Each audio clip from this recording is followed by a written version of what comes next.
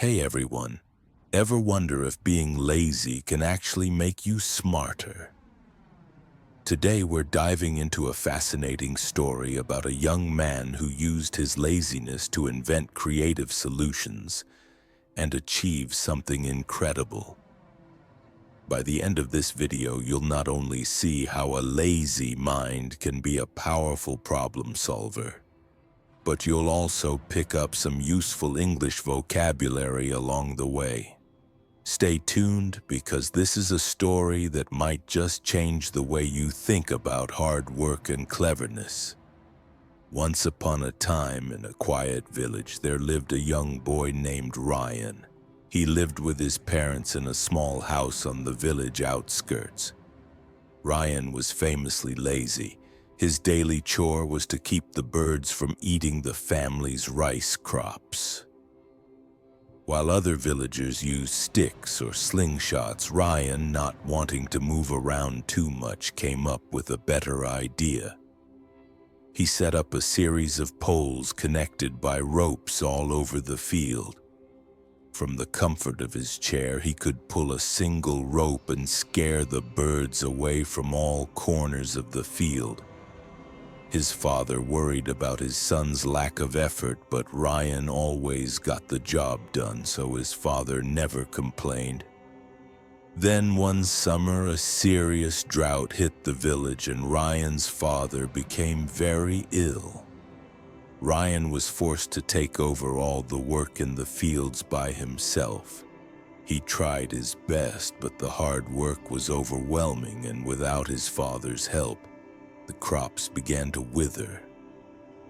Feeling hopeless, Ryan sat outside one night looking at the stars. He thought, if only I had worked harder, my family wouldn't be in this situation. The next morning, a soldier arrived in the village announcing a major competition at the king's palace. The prize was a chest full of gold. For Ryan, this was a chance to save his family. Ignoring the villagers' laughter and doubt, how can someone so lazy possibly win? Ryan immediately declared his intention to join. With 3 days to travel to the palace, he set out on his journey, his parents hoping this challenge would finally change his ways. The day of the competition arrived. Participants gathered near a large lake. Ryan was intimidated by the strong, fit contestants. He thought, how can I possibly compete with them? The rules were simple. Cross the lake, and the first 3 to finish would move on. The countdown began. 3, 2, 1, go! Everyone jumped into the water and began swimming. Ryan, however, hesitated. He knew he couldn't win by swimming alone. Suddenly, an idea struck him. He ran to the nearby woods, gathered some fallen branches, and quickly built a small raft. Using a piece of wood as a paddle, he realized, this isn't a swimming race. It's a race to get across the lake. I may not be the strongest, but I can be the smartest. As the other contestants grew tired, Ryan slowly but steadily paddled past them. He was the third person to reach the other side, securing his spot in the final round. On the final day, the last challenge was announced. Each contestant had to push a large wooden block 1 kilometer to the finish line. They could choose one tool from a collection to help them. The first contestant grabbed a rope to pull the block, and the second used a long pole as a lever. Ryan, however, took his time.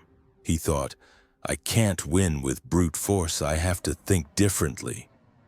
He carefully chose a small knife. The crowd was baffled. How could a knife help him? Instead of pushing the block, Ryan began to carve it.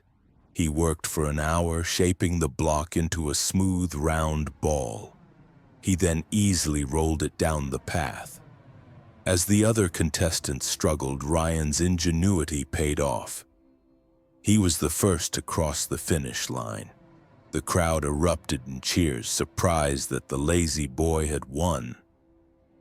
This story teaches us that true laziness is often just a search for an easier, more efficient way to do things.